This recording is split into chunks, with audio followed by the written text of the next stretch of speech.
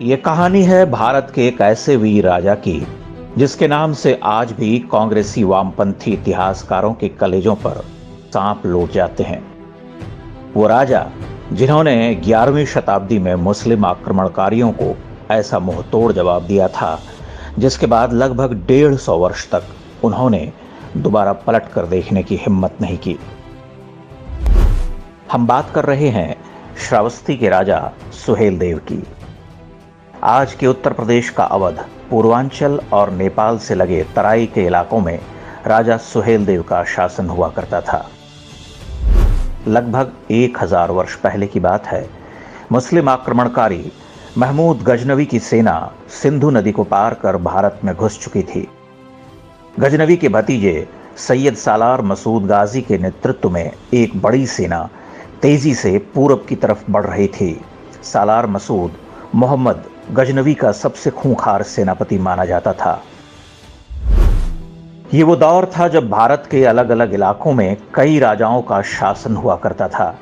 महमूद गजनवी से मुकाबले के लिए 17 से अधिक राजाओं ने मिलकर एक संघ बनाया जिसका नेतृत्व सौंपा गया श्रावस्ती के राजा सुहेलदेव को। 13 जून वर्ष 1033 को सालार मसूद ने लाखों सैनिकों के साथ आक्रमण किया। राजा सुहेलदेव की सेना के साथ बहराइच में चित्तौरा झील के पास भीषण युद्ध हुआ। कहते हैं इस युद्ध में मात्र 2 दिन के अंदर गजनवी की सेना के अधिकांश सैनिक काट डाले गए। राजा सुहेलदेव ने स्वयं अपने हाथों से सालार मसूद गाजी को मौत के घाट उतार दिया। वह ज्येष्ठ पूर्णिमा का दिन था। युद्ध के बाद पीठ दिखाकर भाग रहे दुश्मनों को भी नहीं छोड़ा गया। यह भारतीय इतिहास के सबसे भयानक युद्धों में से एक माना जाता है। परिणाम यह हुआ कि अगले 150 वर्ष तक किसी मुस्लिम आक्रमणकारी ने इस क्षेत्र की तरफ आंख उठाकर भी देखने की हिम्मत नहीं की। युद्ध के बाद सालार मसूद गाजी को बहराइच में ही दफना दिया गया, लेकिन 300 वर्ष बाद जब फिरोज शाह तुगलक आया तो उसने पास में ही राजा सुहेलदेव के गुरु ऋषि बालार के आश्रम को तोड़कर सालार मसूद गाजी की दरगाह बनवा दी।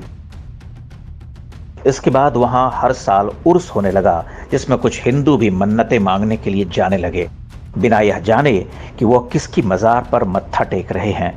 ये परंपरा आज भी जारी है। 16वीं शताब्दी में महाकवि तुलसीदास ने भी इस पर व्यंग्य करते हुए लिखा था, लही आँखी कब आंधरे, बांझ पूत कब ल्याए, कब कोढ़ी काया लही, जग बहराइच जाए। अर्थात पता नहीं कब किस अंधे को आंख मिली, पता नहीं कब किसी बांझ को पुत्र हुआ, पता नहीं कब किसी कोढ़ी की काया निखरी, लेकिन फिर भी लोग बहराइच जाते हैं। उस दौर के मुगल शासकों ने सुहेलदेव के वंशजों से हमेशा दुश्मनी निकाली। उन पर बहुत अत्याचार किए गए। बाद में अंग्रेजों ने भी उन्हें क्रिमिनल ट्राइब घोषित कर दिया। आज़ादी के बाद जिन कांग्रेसियों और वामपंथियों ने देश का इतिहास लिखा, उन्होंने भी राजा सुहेलदेव से बदला लेना जारी रखा और उनका नाम ही इतिहास के पन्नों से मिटा दिया।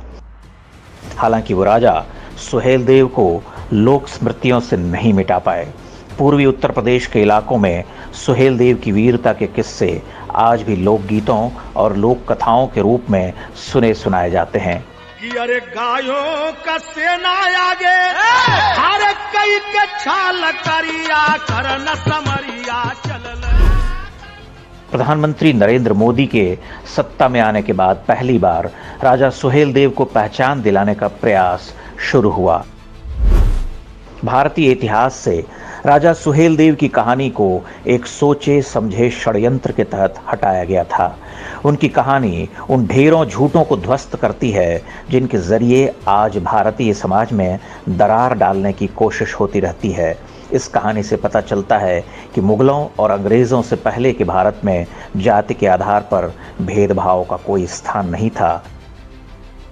जिन 1.5 दर्जन से अधिक राजाओं ने सुहेलदेव को अपना नेतृत्व सौंपा था, उनमें सभी जातियों के राजा थे, यानी उस दौर में महाराज चुनने का एकमात्र पैमाना योग्यता थी, न कि कोई जाति विशेष या वंश। बहराइच का यह युद्ध इस बात का सबसे बड़ा उदाहरण है कि जब भी भारतीयों ने संगठित होकर मुकाबला किया, कोई ताकत हमारा कुछ बिगाड़ नहीं सकी।